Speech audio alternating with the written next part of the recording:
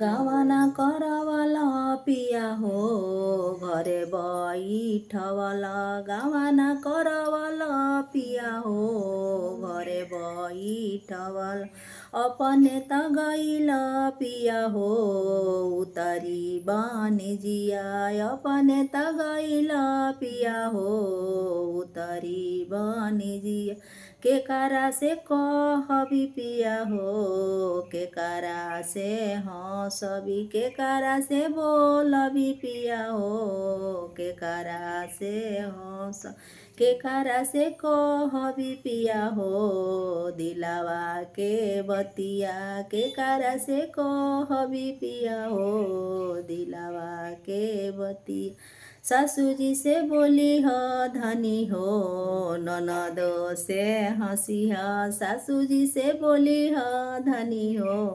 ननदो से हंसी ह देवरू से कही ह धनी हो दिलावा के बतिया देवरू से कही ह धनी हो।